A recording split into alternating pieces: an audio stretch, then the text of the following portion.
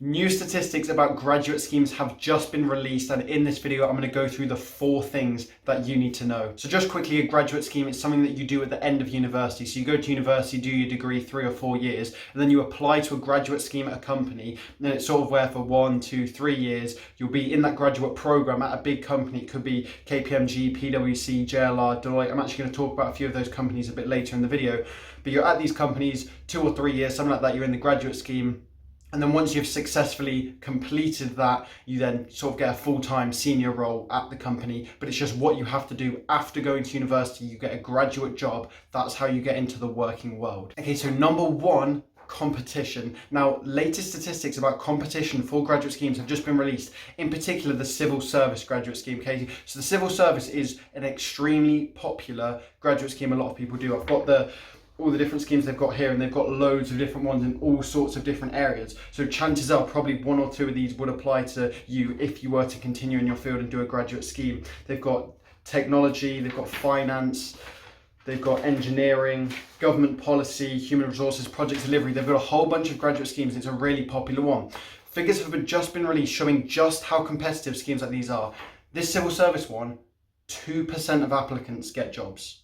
2%. What that means is take 49 people from across the UK doing like the same degree as you or the same degree you're going to do. You have to be better than all 49 of those people. That's how competitive it is. It's not even like you can be top 10% of candidates. To get into a graduate scheme like the civil service, you need to be better than all 49 of those people from across every university in the UK, and like international students as well. Right, I hope that puts into perspective 49 other people you have to beat. And it's the same story in all other sectors. So for engineering, it's a 2.5% of applicants get in. For finance, it's 1% of applicants get in. Competition for graduate schemes is massive. And if you think it's hard to get into these graduate schemes, like 2%, 1%, think about at the end of the graduate scheme when you have to get a full-time job. But I'm going to get onto that later. Let's come back to this topic of entry competition, right? So why is it so high? Why is it like only 2%, 1%? Because potentially you're thinking, well, it's roughly the same number of graduates each year, right? So it's like maybe there's a slight increase in graduates each year, but in general, it's going to be the same sort of figures, like the number of graduates in the UK graduating from universities, right? And it's not the demand that's the issue, because as I said, the demand is staying kind of constant, maybe increasing slightly. The problem is the supply, and that moves me on to number 2. Number 2, vacancies. Here's a statistic for you. There are 1/3 less roles being advertised this year. 1/3 this year compared to the previous year, roles were advertised. Okay, so I just want to ask you a question, completely unrelated, right? Would you invest in Zoom in 2021 or 2022 at like the end of the pandemic? Right, I'll put the graph up on screen right now. Would you invest in Zoom at the end of the pandemic? Right, because like during the pandemic, everyone was on Zoom doing classes, doing whatever, meetings, all that sort of thing, Zoom calls. End of pandemic, everyone was just going back to doing everything in person, right? Would you personally invest like your money, buy shares, buy stocks of Zoom as the pandemic was ending? Right? Chances are no, you wouldn't, right?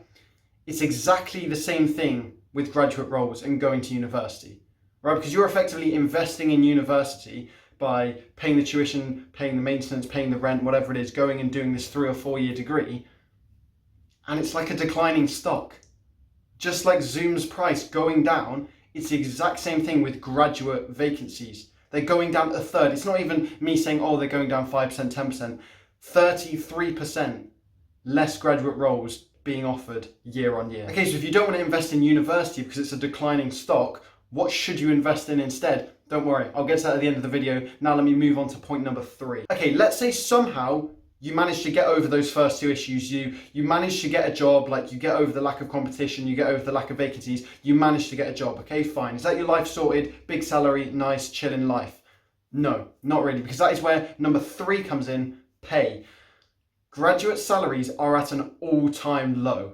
Okay, and what that means is you've paid what, £9,000 in tuition, then you've got maintenance loans potentially all the way up to £10,000, and you're not even getting rewarded for it. You've invested in this path, going to university, paying all that tuition, and then you're not even going to get rewarded for it because graduate pay is the lowest it has been in 10 years. Okay, and if you think that's bad, now let me talk about the next one. Okay, so number 4 retention. Again, let's just ignore those previous three. Let's say you got onto a graduate scheme just fine and you managed to like live it out on the low pay, like you managed to get by, right?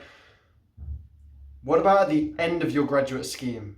Okay, this is where, again, the statistics have revealed this is problematic. The chances of you finishing your graduate scheme and getting promoted to like a higher paying permanent job at the end of the graduate scheme are not stacked in your favor. I'll get into some specific companies in a moment, but figures have shown that retention is currently at a low of 72%. And now that might seem okay, that might seem decent, but actually think about this.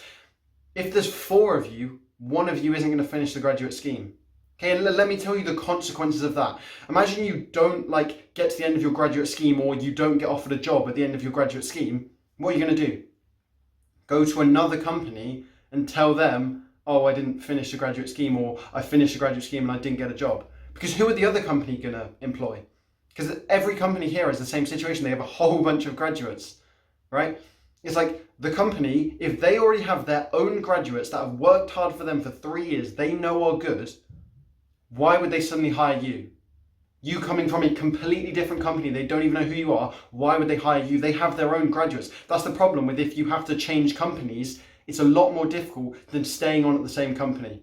And with retention rates of 72%, it's quite likely that you might not even get the opportunity to stay at the same company. Okay, you might be thinking, oh, this will never happen to me. This only happens to some like weird companies who have some weird like redundancy, lack of productivity thing. But no, this is big, real companies that chances are you might actually apply to. Let me go into some specifics for you here. Okay, first of all, KPMG. Okay, KPMG, very popular one. A KPMG graduate has said that KPMG are planning for 60% of graduates to leave. Okay, so that tells you 2 things. Number 1, the graduate scheme isn't even very good, right? Because if 60% of graduates are going to leave, that's actually KPMG like admitting their graduate scheme isn't very good, whether that's pay, whether that's like the actual work they're doing, the opportunities, all that sort of thing. That's just straight away admitting it's not a good graduate scheme, right? Number 2, it's just a very high chance you won't be retained afterwards. Right, because if they're expecting 60% of people to leave, then it's like, what happens if you get pushed into that 60%? Not because like you left because it was bad, but you got forced to leave because they didn't even have enough spaces because they were expecting that 60%. Okay, so that's KPMG. That is a massive red flag right there. That's one big company who have these retention issues. Okay, so moving on to the second company, right? When you do finish your graduate scheme, what's supposed to happen is you're sort of getting rewarded for all that effort you've done. You're going to get promoted to a higher paying like senior position, permanent position at the company, right? It's like your reward for your university degree, getting through the graduate scheme successfully, all of that sort of thing. You're gonna get rewarded by that pay rise effectively. However, in the current job landscape, it is not guaranteed. So earlier this year, graduates at PwC got told that they would have to stay on as graduates for an extra 6 months because there wasn't the work for them to get promoted to a more senior level. Right, so that literally means for an extra 6 months, you're staying on a lower, like graduate level salary instead of being promoted to a senior position because there's just not enough work. There's too many graduates and there's not enough work in these senior positions. That's another big company. I'm just proving all these examples right now to prove to you this isn't some one random company. I'm sort of trying to put some perspective into this. Some of these companies, chances are you want to go to, they are having these issues with graduate schemes. And to be honest, that last one, that's you being lucky because you're being allowed to stay on for an extra 6 months. Yes, it's on a graduate salary. That's not great, but at least you're staying on. Some companies, they just get rid of you. At Deloitte, they made 150 graduates redundant at the end of last year. So those are your prospects for going into a graduate scheme. Like, first of all, it's going to be really difficult to go in. Like, competition's massive and there's hardly any vacancies. Then once you're in, pay's at a 10-year low. And then after that, there's a real chance of you not even being retained and it was basically all for nothing. I wouldn't even blame you if it doesn't even sound worth it to you anymore. If like going to university, going all the way, paying for that degree and then getting all this like bequests with this graduate scheme, I wouldn't even blame you if it doesn't even sound worth it for you now. Okay, so what's the alternative then? If you don't want to go down this route of university and getting messed around on a graduate scheme, what's the alternative? Let me give you the alternative. First of all, this alternative is easier to get into. So I said for graduate schemes, it's about 1 to 2% of applicants. This one is 4 to 5% of applicants roughly get into this. So it's a lot more manageable and better chance of getting in. Another thing is it's growing every single day. Okay, so with university, as I said, vacancies gone down by a third. It's like it's completely shrinking, right? This one's growing massively. Think Bitcoin in 2020, right? If you would invest in Bitcoin in 2020, this one's for you. If like you'd invest in Disney when like back in the day when Toy Story came out, like before everything happened, right? If you'd like imagine Zoom pre-pandemic, right? If you could know the pandemic was going to happen, you just put all your money into Zoom stocks, right? That's what's happening with this alternative. Massive growth is incoming. This alternative is going to leave you financially better off than your peers, your friend group, basically everyone your age. You're going to have more money then. And on top of that, at the end of this, you're almost guaranteed a full-time job, right? Like you're not going to have to deal with this graduate scheme like bequests of like getting made redundant or anything like that. You're almost guaranteed a full-time job at the end of this alternative, right? If you don't know what I'm talking about, of course, I am talking about degree apprenticeships. So on this channel, I help people get degree apprenticeships. Last year, I helped people get apprenticeships from Amazon, KPMG, HSBC, JLR, just to name a few.